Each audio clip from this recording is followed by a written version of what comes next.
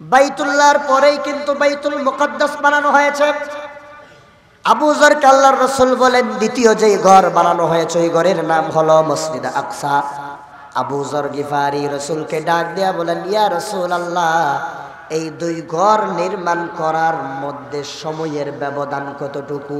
আল্লাহর রাসূল বলেন, আবু যর শুনে রাখো, মসজিদে হারাম বানানোর 40 বছর পর মসজিদে আকসা বানানো হয়েছে। তাহলে বাইতুল্লাহ বানানোর কত বছর পরে মসজিদ আকসা বানানো হয়েছে? 40 বছর পর। মনে থাকবে তো ইনশাআল্লাহ। এই মসজিদ আকসা সেটা এমন এক মসজিদ যেই মসজিদটা বর্তমানে জালেম ইহুদিদের দখলে, নেতানিয়াহুর দখলে। সেই মসজিদের মধ্যে কিছুদিন আগে ইসরায়েলে ভ্রমণ করে এসেছে বাংলাদেশের 3 জন হাইব্রিড বন্ড জিলাফিকুর মৌলানা। এই 3 জনে গিয়ে তারা বলতেছে বাইতুল মুকদ্দাস কিছুই হয় নাই, মুসলমানেরা নিরাপদ আছে। আবার সেখান থেকে এসে বাংলাদেশের মধ্যে বর্তমান যে সরকারের প্রধান উপদেষ্টা ডক্টর ইউনূস সাহেব, ওনার নামে মসজিদে দাঁড়িয়ে বলতেছে উনি নাকি 1000 কোটি টাকা মুসলমানদেরকে মারার জন্য ইসরায়েলে পাচার করে দিয়েছে। কত বড় মিথ্যাবাদী! এরা ফিলিস্তিনের ভিসা নিয়ে কিন্তু মসজিদ আকসায় যায় নাই, এরা ইসরায়েলের ভিসা নিয়ে গিয়েছে। তার মানে বোঝা গেল এদের অন্তরে মুসলমানদের জন্য মায়া নাই, এদের অন্তরে মায়া হলো ইহুদিদের, যার কারণে তারা সেখানে গিয়েছে। ঠিক কিনা? প্রিয় মুসলমান ভাইয়েরা, মসজিদ আকসা এটা এমন এক মসজিদ যেই মসজিদের গুরুত্ব অনেক বেশি, যেটা মুসলমানদের প্রথম কিবলা। আবার এই মসজিদ আকসা এটা এমন গুরুত্বপূর্ণ মসজিদ যেই মসজিদের মধ্যে আল্লাহর রাসূল সমস্ত নবী রাসূলদেরকে সাথে নিয়ে নামাজ আদায় করেছেন, যার কারণে রাসূলের একটা উপাধি হলো ইমামুল আম্বিয়া। আমার রাসূল আম্বিয়া, নবী রাসূল যারা আছে তাদের সবার ইমাম। সুবহানাল্লাহ বলবেন না? আমরা এমন নবীর উম্মত। মেরাজের রজনী 622 খ্রিস্টাব্দে আল্লাহর রাসূল সাল্লাল্লাহু আলাইহি ওয়াসাল্লাম মদিনা হিজরত করেছেন। এর আগে আল্লাহর রাসূল সাল্লাল্লাহু আলাইহি ওয়াসাল্লামের এক দুঃখের বছর। এই দুঃখের বছর কেন বলা হয়? এই বছর রাসূলুল্লাহর চাচা আবু তালিব এবং প্রাণের স্ত্রী খাদিজা দুইজনেই দুনিয়ার থেকে বিদায় নিয়ে চলে গেছেন, যার কারণে রাসূলুল্লাহ মন খারাপ করে মক্কার হাতিমে কাবা। হাতিমে কাবা কোনটা ভালো করে বুঝে নেন। মক্কা শরীফের চতুর্কোণ, 4 কোণের মধ্যে হাজার আসওয়াদের পরে কাবা শরীফের দরজা, দরজার পরে যেই কোণটা আছে সেই কোণটার নাম হলো মাকামে ইব্রাহিম। মাকামে ইব্রাহিমের সাথে গোলানো দেখবেন টাইলস দেওয়া একটা দেওয়াল দেওয়া আছে, আছে না? এই জায়গাটার নাম হলো হাতিমে কাবা। এই জায়গার নাম কি? হাতিমে কাবা। আমরা সবাই জানি গত দীর্ঘ 1 মাস আমরা সিয়াম পালন করেছি, রোজা রেখেছি। শাওয়াল মাসের 1 তারিখে এসে আমরা ঈদুল ফিতর পালন করেছি। শাওয়াল মাস, জিলকদ মাস এবং জিলহজ মাসের 10 তারিখ পর্যন্ত, এই 2 মাস 10 দিন এগুলো হলো হজের মাস। কিসের মাস? বলেন কিসের মাস? হজের মাস। আল্লাহ তাআলা বলছেন হজের জন্য সময় নির্দিষ্ট, উমরার জন্য সময় নির্দিষ্ট নয়। আল্লাহ তাআলা বলেন আল হজ্জু আশহুরুম মা'লুমাত। হজের মাসগুলা নির্দিষ্ট কয়েকটা মাস, এই নির্দিষ্ট সময়েই হজ করতে হবে। এখন হজের মাস শাওয়াল, জিলকদ, জিলহজ মাসের 10 তারিখ পর্যন্ত, 2 মাস 10 দিন। বলেন কত দিন? 2 মাস 10 দিন। এই 2 মাস 10 দিনের মধ্যেই হজের মাস নির্দিষ্ট, কিন্তু হজ কোন দিন? রাসূলুল্লাহ সাল্লাল্লাহু আলাইহি ওয়াসাল্লাম বলেছেন হজ হচ্ছে ইয়াউমুল আরাফা, আরাফার দিন। হজ কোন দিন? আরাফার দিন। অর্থাৎ জিলহজ মাসের 9 তারিখের যেই দিন, ওই দিনটাই হচ্ছে হজের দিন। সুবহানাল্লাহ। মুফাসসিরিন কিরাম হজের দিন বর্ণনা করতে গিয়ে বলেছেন মূলত জিলহজ মাসের 9 তারিখটা যেই দিন আরাফায় যায় সেই দিনটাই হলো হজের দিন। আর এই 9 তারিখের ফজিলত কি? রাসূলুল্লাহ সাল্লাল্লাহু আলাইহি ওয়াসাল্লাম বলছেন যেই ব্যক্তি আরাফার দিনে রোজা রাখবে আল্লাহ সুবহানাহু ওয়া তাআলা ওই ব্যক্তির 1 বছরের গুনাহ মাফ করে দিবেন। সুবহানাল্লাহ। তাহলে আমরা প্রথমে জানলাম 2 মাস 10 দিন হজের সময়, এই সময়েই হজের ফ্লাইট শুরু হয়। আল্লাহ তাআলা বলেছেন হজের সময়গুলো নির্দিষ্ট। তারপরে জানলাম হজ কোন দিন হয়, হজ হয় আরাফার দিনে। এখন আমরা জানব হজ আল্লাহ সুবহানাহু ওয়া তাআলা কেন এত গুরুত্বপূর্ণ করে দিলেন। কারণ রাসূলুল্লাহ সাল্লাল্লাহু আলাইহি ওয়াসাল্লাম বলেছেন ইসলাম 5টি খুঁটির উপর দাঁড়িয়ে আছে। ইসলাম জিনিসটা টিকে আছে 5টি পিলারের উপর। তার মধ্যে অন্যতম একটা পিলারের নাম হচ্ছে, ভিত্তির নাম হচ্ছে হজ। ইসলামের মধ্যে ইবাদত 2 প্রকার। বলেন ইবাদত কয় প্রকার? কয় প্রকার? 2 প্রকার। এক প্রকার হচ্ছে ইবাদতে বদনী, শারীরিক ইবাদত, নামাজ পড়া, রোজা রাখা, এগুলা শারীরিক ইবাদত। আরেক প্রকারের ইবাদত আছে ইবাদতে মালি, যেগুলা মাল দিয়ে, ধন সম্পদ দিয়ে করতে হয়। সেগুলা কি? যাকাত দেওয়া, দান সদকা করা, এগুলা ইবাদতে মালি, মাল দিয়ে ইবাদত। যাকাতের জন্য শারীরিকভাবে কোনো কষ্ট করতে হয় না, টাকা দান করলেই এটা ইবাদত। আরেক প্রকারের ইবাদত, 3 নম্বর ইবাদত হচ্ছে ইবাদতে মালি এবং বদনী, দুটোটা একসাথে, সেটাই হচ্ছে হজ। সেটার নাম কি? হজ। হজ এমন এক ইবাদত, একজন মানুষ তার কোটি কোটি টাকা আছে কিন্তু শারীরিকভাবে অক্ষম, পা প্যারালাইজ হয়ে পড়ে আছে, তার জন্য হজ ফরজ নয়। কোটি কোটি টাকা আছে কিন্তু রাস্তার মধ্যে মানুষের ভয় আছে, রাস্তা দিয়ে হেঁটে গেলে, হজ করতে গেলে কিছু মানুষ তাকে ধরে মেরে ফেলবে, হত্যা করে ফেলবে, রাস্তা নিরাপদ নয়, তার উপর হজ ফরজ নয়। সে ব্যক্তি শারীরিকভাবে অক্ষম হলে, অসুস্থ হলে তার জন্য হজ ফরজ নয়। এজন্য হজ ফরজ হওয়ার জন্য শরীর সুস্থ থাকতে হবে, দেনা মুক্ত থাকতে হবে, এবং রাস্তাঘাটে যে চলতে পাথিও খরচ হবে, টাকা খরচ হবে, টাকাও লাগবে। তাহলে বোঝা গেল হজ এমন ইবাদত যেটা শারীরিক এবং আর্থিক দুটোটা মিলেই ইবাদত করতে হয়। সুবহানাল্লাহ। এখন এই হজ ইসলামের 5 স্তম্ভের অন্যতম একটা স্তম্ভ। এজন্য আল্লাহ তাআলা হজের গুরুত্ব বাড়িয়ে দিয়েছেন। হজ করতে কোথায় যেতে হয়? হজ করতে মক্কায় যেতে হয়।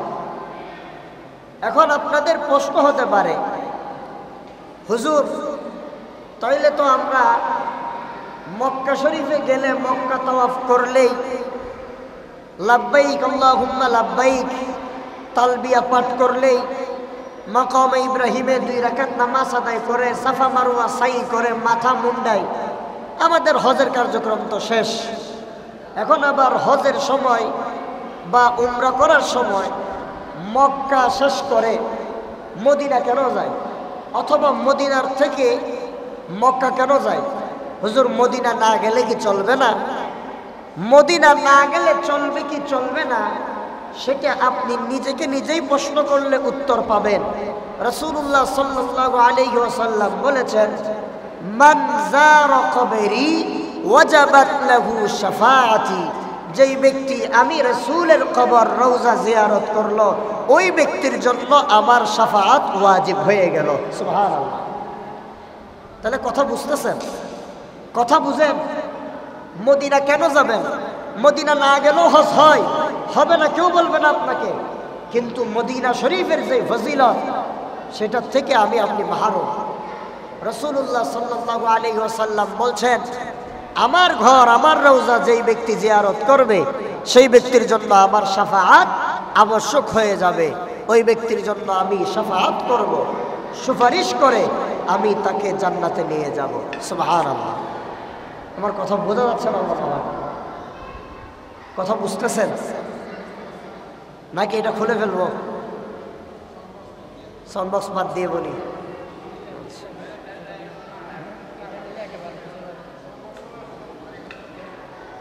সাউন্ড বক্স এখন বোঝা যাচ্ছে না? না,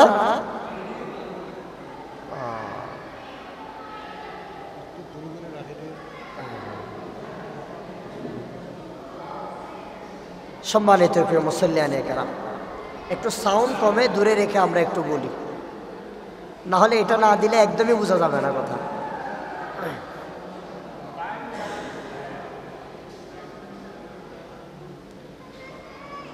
আল্লাহ আমাদের জন্য সহজ করে দিক, বলি আল্লাহুম্মা আমিন।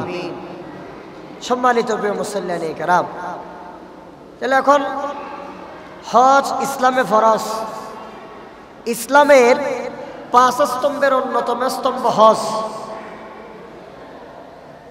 হজের জন্য মাসও নির্দিষ্ট, এটা আমরাও বুঝলাম। এখন হজ করতে কোথায় যাব? আল্লাহ সুবহানাহু ওয়া তাআলা বলছেন, হজ করতে মক্কা শরীফের দিকে যেতে হবে, কাবা শরীফের দিকে যেতে হবে, যেটা আমি আল্লাহ তাআলা প্রথম ঘর বানিয়েছি। আল্লাহ রাব্বুল আলামিন কোরআন হাকিমের মধ্যে বলছেন, ইন্না আউওয়ালা বাইতিন উদিআ লিন-নাসি লাল্লাযী বিবাক্কাতা মুবারাকান ওয়া হুদাল লিল-আলামিন ফীহি আয়াতুম বাইয়িনাতুম মাকামু ইব্রাহিম ومن دخله كان آمنا ولله على الناس حج البيت من استطاع إليه سبيلا ومن كفر فإن الله غني عن العالمين। এই ছোট বাচ্চাগুলোকে একটু বের করে দেব, এদেরকে একটু বাইরে যেতে বলেন, এখানে নাইলে একদমই বোঝা যাবে না, আলোচনা করার পরিবেশও থাকবে না।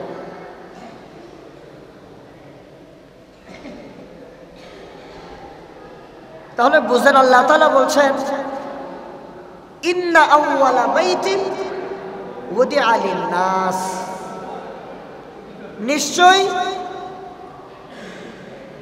প্রথম ঘর উদিআ লিন-নাস, যেটাকে মানুষের জন্য, মানুষের কল্যাণের জন্য বানানো হয়েছে।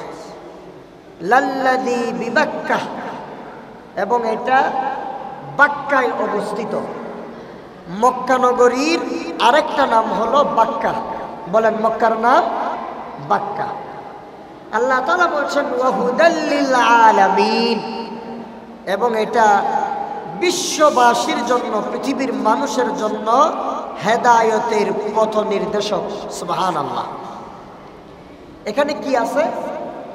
আল্লাহ তাআলা বলছেন, ফীহি আয়াতুম বাইয়িনাতুম মাকামু ইব্রাহিম। আল্লাহ তাআলা বলেন, আমার ঘর বাইতুল্লাহর মধ্যে মাকাম ইব্রাহিম আমি আল্লাহ রেখে দিয়েছি। ওই মাকাম ইব্রাহিম কি?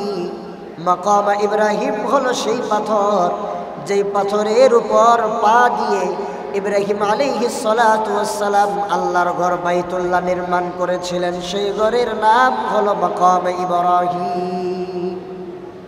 আল্লাহ তাআলা বলছেন, এই ঘর, যেই ঘরকে আমি আল্লাহ বরকতময় বানালাম, যেই ঘরকে আমি আল্লাহ মানুষের জন্য নিরাপদ আশ্রয়স্থল বানালাম, ওয়ামান দাখালাহু কানা আমিনা, এই ঘরের মধ্যে মানুষ ঢুকলেই নিরাপত্তা লাভ করে। আমি আল্লাহ সুবহানাহু ওয়া তাআলা সেই ঘরের হজ করা যার সামর্থ্য আছে তার উপর ফরজ করে দিয়েছি। সুবহানাল্লাহ। আল্লাহ তাআলা ডাক দিয়া বলেন, দুনিয়ার মানুষ শোনো, ওয়ালিল্লাহি আলান নাসি হিজ্জুল বাইতি মান ইসতাতাআ ইলাইহি সাবিলা। ওয়ালিল্লাহি আল্লাহর জন্য, আলান নাস মানুষের উপর এটা হুকুম, মান ইসতাতাআ ইলাইহি সাবিলা, যার পথেও আছে, টাকা পয়সা আছে, সে যেন নিজের সামর্থ্য টাকা পয়সা খরচ করে আল্লাহকে সন্তুষ্ট করার জন্য ওই ঘরের হজ করতে যায়। সুবহানাল্লাহ। আর যদি কেউ টাকা পয়সা থাকার পরেও হজ করতে না যায়, ঘরের মধ্যে বসে থাকে, শারীরিকভাবে সুস্থ থাকার পরেও হজ করতে না যায়, আল্লাহর ডাকে সাড়া না দেয়, আল্লাহ তাআলা বলছেন, ওয়ামান কাফারা, যেই ব্যক্তি আমি আল্লাহর বিধানকে অস্বীকার করলো, তাহলে সেই ব্যক্তি যেন এটা জেনে রাখে, ফাইন্নাল্লাহা গনিয়্যুন আনিল আলামিন, নিশ্চয়ই আমি আল্লাহ তাআলা বিশ্ববাসীর উপর সবচেয়ে বড় ধনী, আমি আল্লাহ সুবহানাহু ওয়া তাআলা। সম্মানিত প্রিয় উপস্থিতি, তাহলে আমরা জানলাম শাওয়াল, জিলকদ, জিলহজের 10 তারিখ এই সময়গুলা হজের সময়। আবার হজ আরাফার দিন 9 তারিখ। তারপরে বুঝলাম হজ কোথায় করতে যেতে হয়, প্রথম ঘর বাইতুল্লাহতে যেতে হয়, কাবা শরীফের মধ্যে যেতে হয়। এখন আমরা জানবো কাবা শরীফকে কাবা শরীফ কেন বলা হয়। কাবা শরীফকে কাবা শরীফ বলার কারণ তাফসীরের কিতাবের মধ্যে এসেছে, কাবাতুন শব্দের অর্থ হচ্ছে উঁচা। কাবা শব্দের অর্থ কি? উঁচা। আল্লাহ সুবহানাহু ওয়া তাআলার এই ঘরটা উঁচা জায়গায় করা হয়েছে, সেই জন্যে এই ঘরের নাম রাখা হয়েছে কাবা। একটা উদাহরণ দিলে আপনারা বুঝবেন। কোথায় যাব? মক্কায় যাব। বলেন কোথায় যাব? মক্কায় যাব। এটাও আমরা জেনেছি। হজ ইসলামের 5 স্তম্ভের অন্যতম স্তম্ভ, এটাও আমরা জেনেছি। এরপর আমরা আলোচনা করতেছিলাম যেই ঘরের তাওয়াফ করি, আল্লাহর ঘরকে কাবা কেন বলা হয়, আল্লাহর ঘরকে কাবা কেন বলা হয়। আমরা বলেছিলাম কাবা শব্দের অর্থ উঁচা, অথবা আরেক বর্ণনা এসেছে কাবা শব্দের অর্থ গোলাকার। তাহলে আল্লাহর ঘরটা 4 কোণ গোলাকার বিশিষ্ট, আবার আল্লাহর ঘরটা উঁচা। এই দুই কারণেই কাবাকে কাবা বলা হয়। উদাহরণ দিচ্ছি, আমাদের মানুষের শরীরের একটা অঙ্গকেও কাবা বলা হয়। 2 পায়ে 2টা আছে, সেজন্য দুটাকে কাবাইন বলা হয়। কি বলা হয়? কাবাইন বলা হয়। ভালো করে বুঝেন, ওয়াজ মাহফিল মানি এটা একটা ক্লাস, শিক্ষার জায়গা। এখানে শুধু আজগবি কথাবার্তা বলে কোরআন হাদিস না বললে হক আদায় হবে না, এখান থেকে কিছু শিখতে হবে। আমরা জানি উজুর ফরজ কয়টা বলেন তো? 4টা। মাশাআল্লাহ, উজুর ফরজ কয়টা? 4টা। 4টা উজুর ফরজের মধ্যে একটা হলো পা ধোয়া। আল্লাহ সুবহানাহু ওয়া তাআলা বলছেন কোরআন শরীফের মধ্যে উজুর 4টা ফরজ কোরআন শরীফে আছে। আল্লাহ কি বলেন? وَإِذَا قُمْتُمْ إِلَى الصَّلَاةِ فَاغْسِلُوا وُجُوهَكُمْ وَأَيْدِيَكُمْ إِلَى الْمَرَافِقِ وَامْسَحُوا بِرُؤُوسِكُمْ وَأَرْجُلَكُمْ إِلَى الْكَعْبَيْنِ। এ ভালো করে বুঝেন, وَأَرْجُلَكُمْ إِلَى الْكَعْبَيْنِ। আল্লাহ তাআলা বলছেন, মানুষ যখন তোমরা নামাজে দাঁড়ানোর ইচ্ছা পোষণ করবা, নামাজের জন্য যখন নিয়ত করে ফেলবা, তখন তোমাদেরকে কি করতে হবে? তোমরা ফাগসিলু উজুহাকুম, তোমাদের চেহারাকে ধৌত করবা। তারপরে কি করবা? ওয়া আইদিয়াকুম ইলাল মারাফিক, কনুই সহ তোমাদের হাত ধুইতে হবে। যদি কারো কনুই সহ হাত ধোয়া বাকি থাকে, হাতের কোনো একটা সামান্য চুল পরিমাণ, জাররা পরিমাণ অংশও যদি শুকনা থাকে, তাহলে ওই ব্যক্তির উজু হবে না। উজু না হলে নামাজ হবে না। আল্লাহ নির্দিষ্ট ধরে দিয়েছেন, ওয়া আইদিয়াকুম ইলাল মারাফিক। শুধু এতটুকু বলেন নাই ওয়া আইদিয়াকুম, তোমরা তোমাদের হাত ধুও। যদি হাত ধোয়ার কথা বলতেন তাহলে আমরা হাত যার যতটুকু মন চায় অতটুকু ধুইলেই হয়ে যেত, কিন্তু আল্লাহ বলছেন ইলাল মারাফিক, কোনই পর্যন্ত ধুতে হবে। এরপরে কি আল্লাহ তাআলা বলছেন ওয়ামসাহু বিরুউসিকুম, তোমরা তোমাদের মাথা মাসহে করো। তারপরে কি সুবহানাল্লাহ, আল্লাহ তাআলা কত বড় আহকামুল হাকিমিন, আল্লাহ তাআলা কত বড় হাকিম, কত বড় বিজ্ঞানী, কত বড় ডাক্তার। আমরা যেমন ভাবে হাত ধুই, যেমন ভাবে মুখ ধুই, ওই রকম যদি 5 ওয়াক্তে 5 বার যদি আল্লাহ তাআলা বলতেন যে তোমরা তোমাদের মাথাও ধৌত করো, তাইলে ঠান্ডা কি আমাদের আসাধ্য? প্রত্যেকদিন মাথা ধোয়া, মাথা ধোয়া, মাথা ধোয়া। আল্লাহ তাআলা বলেন না, এটা আমার বান্দার জন্য কষ্ট হবে। সুবহানাল্লাহ।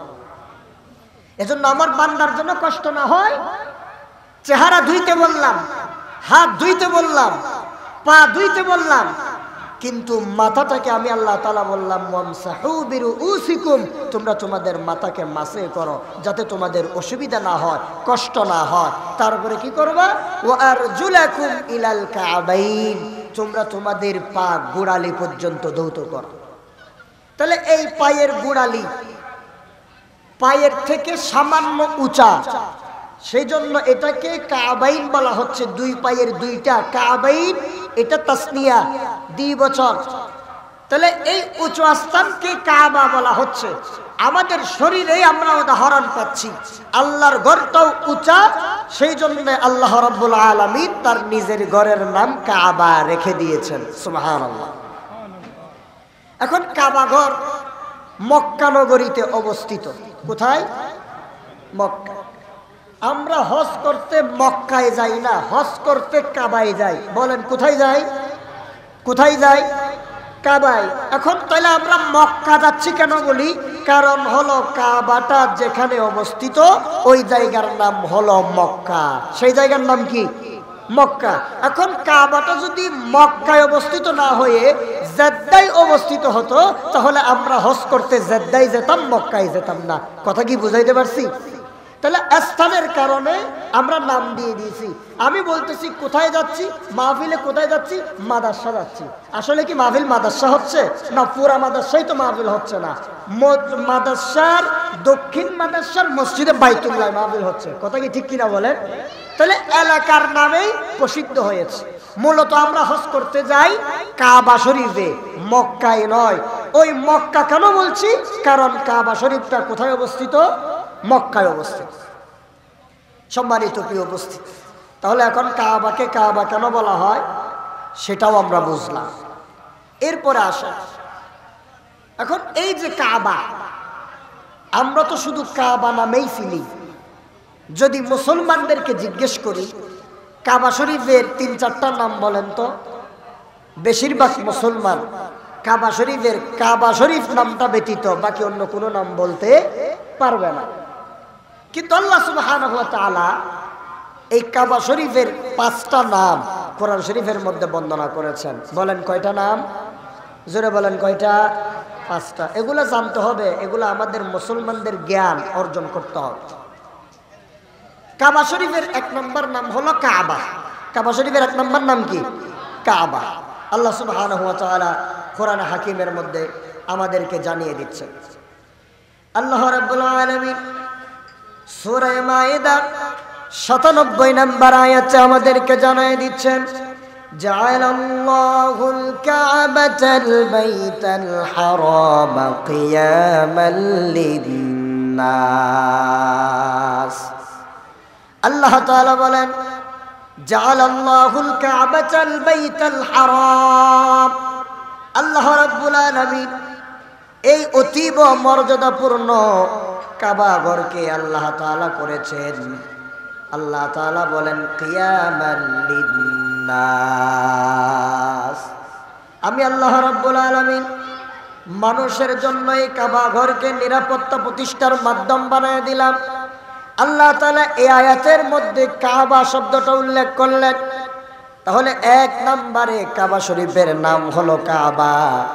2 নম্বরে আল্লাহ রাব্বুল আলামিন কাবা শরীফের নাম রেখেছেন আল বাইত। আল বাইত, বলেন আল বাইত।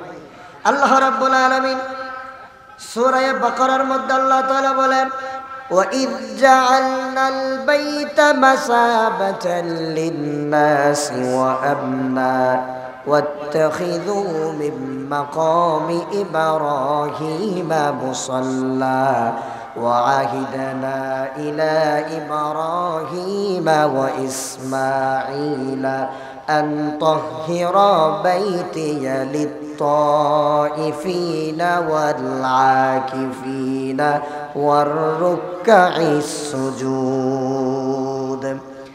الله تعالى বলেন وإذ جعلنا البيت مثابة للناس وأمنا আমি আল্লাহ রাব্বুল আলামিন যখন এই কাবা ঘরকে মানুষের জন্য মিলন কেন্দ্র বানায় দিলাম, দুনিয়ার মানুষ সকল মুসলমান যাদের সামর্থ্য আছে, টাকা পয়সা আছে, শারীরিক এবং আর্থিক সামর্থ্য যাদের আছে, তারা সকলেই একটা সম্মেলন হজ করতে যায় কাবা শরীফের মধ্যে। সুবহানাল্লাহ বলেন। আল্লাহ তাআলা বলেন জাআলাল্লাহ, আল্লাহ তাআলা বলছেন আমি আল্লাহ রাব্বুল আলামিন ওয়া ইয জাআলনাল বাইতা, আল বাইত শব্দ ব্যবহার করেছেন এখানে। আল্লাহ তাআলা বলেন আমি এই ঘরকে বানায় দিলাম মাসাবাতাল লিন্নাস, মানুষের সম্মেলন কেন্দ্র। 2 নম্বরে ওয়া আমনা, মানুষের জন্য ওই ঘরটাকে আমি আল্লাহ নিরাপত্তাময় ঘর বানিয়ে দিলাম। সুবহানাল্লাহ। আল্লাহ তাআলা এই আয়াতের মধ্যে আল বাইত শব্দ উল্লেখ করেছেন। তাহলে মক্কা শরীফে কাবার এক নাম হলো কাবা, 2 নাম্বার নাম হলো আল বাইত, 3 নাম্বার আল্লাহ তাআলা মক্কা শরীফে অবস্থিত আল্লাহর ঘর বাইতুল্লাহর নাম রেখেছেন আল্লাহ তাআলা বলেন বাইতুল আতিক। 3 নাম্বার নাম হলো বাইতুল আতিক। বাইতুল আতিক মানে প্রাচীন ঘর, পুরাতন ঘর। বলেন বাইতুল আতিক মানে কি? পুরাতন ঘর। বাইতুল আতিক মানে পুরাতন ঘর। তাহলে যেই ঘরটা পৃথিবীতে সর্বপ্রথম বানানো হয়েছে ওই ঘরটা নতুন ঘর না পুরাতন ঘর? পুরাতন ঘর। আল্লাহ রাব্বুল আলামিন সূরা হাজর 29 নম্বর আয়াতে বলছেন থুম্মা লিয়াকদু তাফাতাহুম ওয়ালইউফু নুদারহুম ওয়ালইয়াতাওয়াফু বিল বাইতিল আতীক। আল্লাহ রাব্বুল আলামিন বলছেন আমি আল্লাহ তাআলা তাদেরকেই নির্দেশ দিলাম, ও মক্কার মানুষেরা, তোমাদের যে অপবিত্রতা আছে সেই অপবিত্রতা তোমরা দূর করে ফেলো। এতদিন পর্যন্ত তোমরা আমি আল্লাহকে মানো নাই, কোরআন হাদিস মানো নাই, ইসলাম মানো নাই, গুনাহ করেছ, শিরকের গুনার মধ্যে তোমরা লিপ্ত ছিলা, গাছ পূজা বাস পূজা করেছ, এমনকি আমার হানায়ে কাবা বাইতুল আতিক প্রাচীন ঘরের মধ্যে মক্কা মুকাররমার মধ্যে আমি আল্লাহর ঘর বাইতুল্লাহর মধ্যে তোমরা মূর্তি রেখে মূর্তির পূজা করেছ। সেই জন্য আমি আল্লাহ তাদেরকে নির্দেশ দিলাম তোমরা তোমাদের অপবিত্রতা দূর করে ফেলো। অপবিত্রতা দূর করার পর আল্লাহ রাব্বুল আলামিন বলেন ওয়ালইউফু নুযুরাহুম। নজর মানে হলো মানত করা। নজর মানে কি করা? আমাদের সমাজে অনেক মানুষ দেখবেন মাজারে সিন্নি মানে, মুরগি মানে, আছে না নাই? আল্লাহ রাব্বুল আলামিন বলেন ওয়ালইউফু নুযুরাহুম, তোমরা যে মানত করেছো আমি আল্লাহর জন্য সেই মানত তোমরা পূরণ করো। মানত পূরণ করার পর আল্লাহ তাআলা বলেন আমি আল্লাহর ঘর প্রাচীন ঘর বাইতুল আতিকের তাওয়াফ শুরু করে দাও। সুবহানাল্লাহ। তাহলে আগে পবিত্র হও, ফাক হও, নাফাক অবস্থায় আমার ঘরে ঢোকা যাবে না। 2 নাম্বার, ফাক হওয়ার পরে তোমরা যেটা মানত করেছো সেই মানত পূর্ণ করো।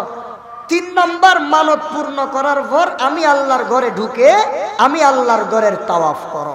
বাইতুল আতিক আল্লাহ তাআলা নামকরণ করেছে। 4 নাম্বার, আল্লাহ রাব্বুল আলামিনের হাবিব সাল্লাল্লাহু আলাইহি সাল্লাম যে বলেছেন বাইতুল আতিক আল্লাহ তাআলা নামকরণ করেছেন। কেন বাইতুল আতিক নাম দেওয়া হলো এটাও হাদিসের মধ্যে এসেছে। রাসূলুল্লাহ সাল্লাল্লাহু আলাইহি ওয়াসাল্লাম তিরমিজির হাদিসের মধ্যে আমাদেরকে জানিয়ে দিচ্ছেন, তিরমিজির 3170 নম্বর হাদিস, হযরতে আব্দুল্লাহ ইবনে জুবাইর রাদিয়াল্লাহু তাআলা আনহু হাদিসটি বর্ণনা করেছেন। তিনি বলেন ক্বালা রাসূলুল্লাহ সাল্লাল্লাহু আলাইহি ওয়াসাল্লাম ইন্নামা সুম্মিয়াল বাইতুল আতীক লিআন্নাহু লাম ইয়াযহার আলাইহি জাব্বারুন আও কামা ক্বালা আলাইহিস সালাতু ওয়াসসালাম। ক্বালা রাসূলুল্লাহ সাল্লাল্লাহু আলাইহি ওয়াসাল্লাম, রাসূল সাল্লাল্লাহু আলাইহি ওয়াসাল্লাম বলেন ইন্নামা সুম্মিয়াল বাইতুল আতীক, নিশ্চয়ই এই ঘরের নাম বাইতুল আতীক রাখা হয়েছে, পুরাতন ঘর। এই জন্য রাখা হয়েছে লিআন্নাহু, কেননা লাম ইয়াযহার আলাইহি জাব্বার, আল্লাহর রাসূল বলেন ওই ঘরের উপর কোনো স্বৈর শাসক কর্তৃত্ব চালাতে পারে না। সুবহানাল্লাহ বলেন। কি বুঝলেন? আল্লাহ রাসূল বলেন লিআন্নাহু লাম ইয়াযহার আলাইহি জাব্বারুন, দুনিয়ার মধ্যে স্বৈর শাসক আসবে, জালেম আসবে, জুলুমবাজ সরকার আসবে, যারা মসজিদ বন্ধ করে দিবে, তারাবির নামাজ থেকে মুসল্লিদেরকে ধরে ধরে নিয়ে যাবে, নামাজ প্রতিষ্ঠার আন্দোলন যারা করবে তাদেরকে গ্রেফতার করবে, ফাঁসির কাস্টে ঝুলাবে। ঠিক কিনা বলেন? কিন্তু এটা আমার ঘর, আমি আল্লাহর ঘর, যেই ঘরের মধ্যে কোনোদিনও কোনো স্বৈর শাসক ওই ঘরের মধ্যে হস্তক্ষেপ করতে পারবে না। ওই ঘরের মধ্যে কোনো জালেম, কোনো স্বৈর শাসক তাদের ক্ষমতা প্রদর্শন করে বন্ধ করে দিতে পারবে না। সুবহানাল্লাহ।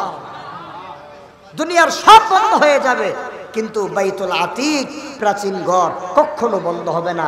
এই জন্য এই ঘরকে বাইতুল আতীক তথা প্রাচীন ঘর নাম দেওয়া হয়েছে। এরপরে 4 নাম্বার, আল্লাহ সুবহানাহু ওয়া তাআলা তার ঘরের নাম দিয়েছেন বাইতুল হারাম, যেটাকে আমরা মসজিদে হারাম বলি।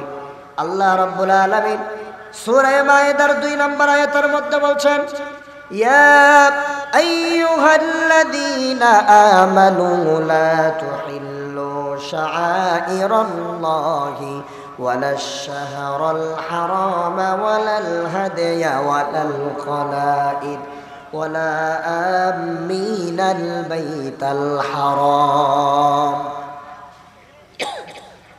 এই আয়াতের মধ্যে আল্লাহ তাআলা বাইতুল হারাম শব্দটা উল্লেখ করেছে। তাহলে আল্লাহ তার ঘরের নাম রাখলেন 4 নম্বরে বাইতুল হারাম। 5 নম্বরে আল্লাহ তাআলা তার ঘরের নাম রেখেছেন বাইতুল মুহাররম। 5 নম্বর কি না? বাইতুল মুহাররম। আল্লাহ রাব্বুল আলামিন সেই কথাটাও কোরআন হাকিমের মধ্যে বলছেন। আল্লাহ তাআলা সূরা ইব্রাহিমের 37 নম্বর আয়াতের মধ্যে বলছেন, ইব্রাহিম আলাইহিস সালাতু ওয়াস সালাম আল্লাহকে বলেন রব্বানা ইন্নী আসকানতু মিন যুররিয়্যাতি বিওয়াদিন, একটু জিকির করি, লা ইলাহা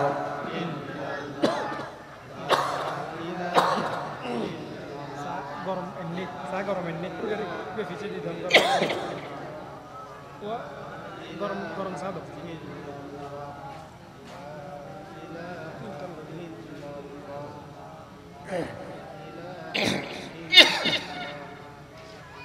লা ইলাহা ইল্লাল্লাহু মুহাম্মাদুর রাসূলুল্লাহ সাল্লাল্লাহু আলাইহি ওয়াসাল্লাম। আল্লাহ তাআলা বলছেন যে ইব্রাহিম আলাইহিস সালাতু ওয়াস সালাম তার বিবিকে এবং সন্তানকে আমার ঘরের পাশে যখন রেখে যাচ্ছে, তখন তিনি আমাকে ডাক দিয়ে বলছেন, কি বলছেন? আল্লাহ তাআলা বলেন, ইব্রাহিম বলছে রব্বানা, হে আমার রব, ইন্নী আসকানতু মিন যুররিয়্যাতি বিওয়াদিন গায়রি যী যারইন ইনদা বাইতিকাল মুহাররম। এখানে আল্লাহ তাআলা কে ইব্রাহিম আলাইহিস সালাতু ওয়াস সালাম বলেছেন বাইতুল মুহাররম শব্দটা উল্লেখ করেছেন। ইব্রাহিম আলাইহিস সালাতু ওয়াস সালাম বলছেন, হে আমার প্রতিপালক, আমি আমার কিছু বংশধর, আমার স্ত্রী, আমার সন্তানকে এমন জায়গায় রেখে যাচ্ছি যেই জায়গার মধ্যে, যেই উপত্যকার মধ্যে কোনো ফল ফসল হয় না, কোনো পানির ব্যবস্থা নাই, কোনো মানুষজন নাই, ওই রকম নির্জন এলাকায় আপনার পবিত্র ঘরের নিকটে আমি আল্লাহ আমার স্ত্রী, আমার সন্তানকে রেখে যাচ্ছি, একমাত্র আপনি আল্লাহর উপর ভরসা করে। সুবহানাল্লাহ বলেন। তাহলে এখানে ইব্রাহিম আলাইহিস সালাতু ওয়াস সালাম বাইতুল মুহাররম বলেছেন। সেজন্য আল্লাহ তাআলা তার ঘরের নাম কোরআনে হাকিমের মধ্যে এই নামটা উল্লেখ করেছে। তাহলে এবার হাজিরা দেন, মক্কা শরীফে আল্লাহর যে ঘর আছে ওই ঘরের নাম আমরা কয়টা পাইলাম? জোরে বলেন কয়টা? 5টা। 1 নাম্বার কাবা, বলেন 1 নাম্বার কাবা, 2 নাম্বার আল বাইত, 2 নাম্বার আল বাইত, 3 নাম্বার বাইতুল আতিক, বাইতুল আতিক, 4 নাম্বার বাইতুল হারাম, বাইতুল হারাম, আর 5 নাম্বার হলো বাইতুল মুহাররম, বাইতুল মুহাররম। এই 5টা নাম আল্লাহ তাআলা বর্ণনা করেছেন কোরআনে হাকিমের মধ্যে। এবার আসি, যেই কাবা শরীফের মধ্যে আমরা হজ করতে চাই, যেই কাবা শরীফের 5টা নাম আল্লাহ তাআলা বর্ণনা করেছেন, সেই কাবা শরীফের এত ফজিলত কেন, এত মর্যাদা কেন? আল্লাহ সুবহানাহু ওয়া তাআলা ধাপে ধাপে সেগুলাও বর্ণনা করেছেন। কাবা শরীফের কেমন মর্যাদা আছে আল্লাহ রাব্বুল আলামিন বলেন, 1 নাম্বার হলো কাবা ঘরের মর্যাদা। কাবা ঘর এই পৃথিবীতে সর্বপ্রথম ঘর। কাবা ঘরের আগে আর কোনো ঘর এই পৃথিবীতে নির্মিত হয় নাই। এই কাবা ঘর আল্লাহ তাআলার নির্দেশে ফেরেশতারা নির্মাণ করেছেন প্রথমে। আল্লাহ তাআলা বলেন, ইন্না আউওয়ালা বাইতিন উদিআ লিন-নাসি লাল্লাযী বিবাক্কাতা মুবারাকান ওয়া হুদাল লিল আলামিন। আল্লাহ বলেন, নিশ্চয় এটা হলো প্রথম ঘর যেটা মানুষের কল্যাণের জন্য নির্মাণ করা হয়েছে, এবং এই ঘরটা হলো মুবারাকান, বরকতপূর্ণ ঘর। এরপর আল্লাহ তাআলা বলেন, ওয়া হুদাল লিল আলামিন, এটা হলো বিশ্ববাসীর জন্য হেদায়েতের পথ নির্দেশক। আল্লাহ তাআলা বলেন, দুনিয়ার মানুষ, এটা 1 নম্বরের ফজিলত, এটা প্রথম ঘর, এর আগে কোনো ঘর নির্মাণ হয় নাই।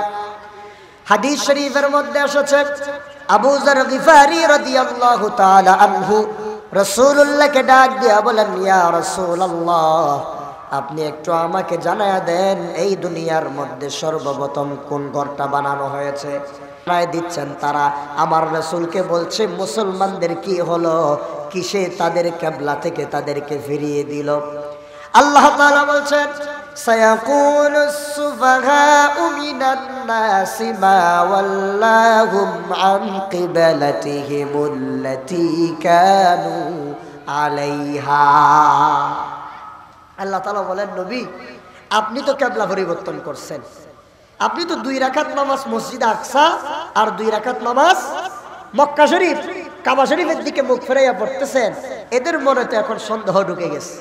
এরা এখন আপনারা বলবে কি জানেন, সায়াকুলুস সুবাহা, ফেলের শুরুতে যদি সিন আসে তাহলে ও চিরেই বুঝায় তাড়াতাড়ি, খুব তাড়াতাড়ি, এই একটু পরেই, আপনি নামাজ শেষ করার পরেই আপনাকে বুকারা বলবে, নির্বুঝ যাদের ইসলামের কোনো জ্ঞান নাই, তারা বলবে, মা ওয়াল্লাহু আন কিবলাতিহিমুল্লাতী কানু আলাইহা, কিসে তাদেরকে তাদের কিবলা থেকে ফিরিয়ে দিল।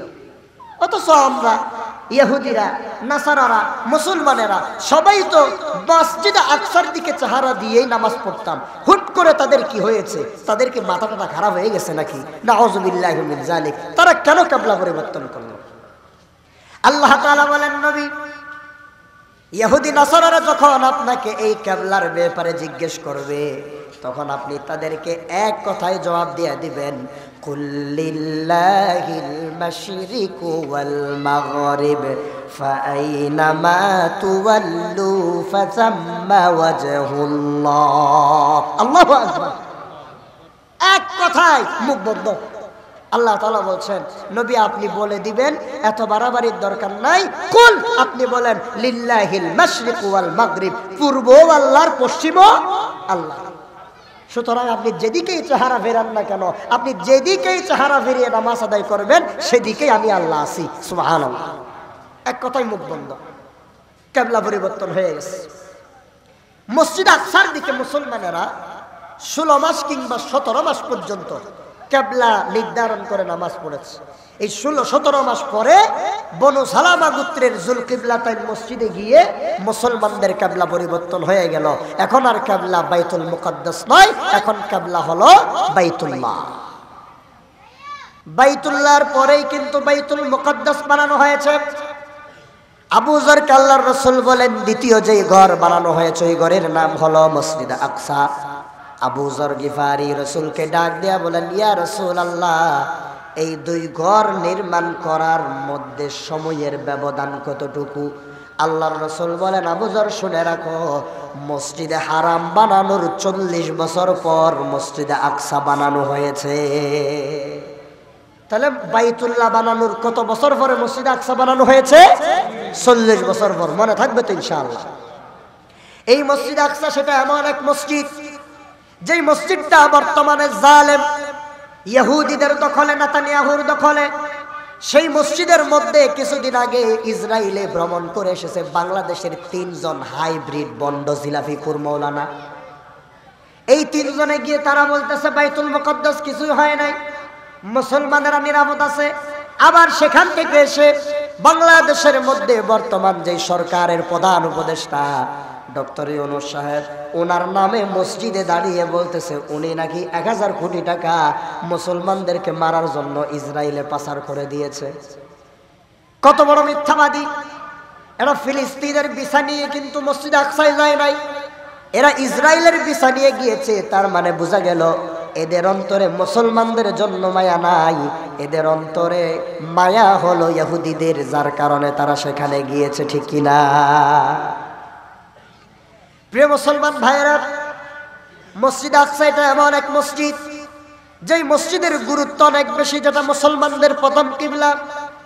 আবার এই মসজিদ আকসা এটা এমন গুরুত্বপূর্ণ মসজিদ, যেই মসজিদের মধ্যে আল্লাহর রাসূল সমস্ত নবী রাসূলদেরকে সাথে নিয়ে নামাজ আদায় করেছেন, যার কারণে রাসূলের একটা উপাধি হলো ইমামুল আম্বিয়া। আমার রাসূল আম্বিয়া, নবী রাসূল যারা আছে তাদের সবার ইমাম। সুবহানাল্লাহ বলবেন না? আমরা এমন নবীর উম্মত।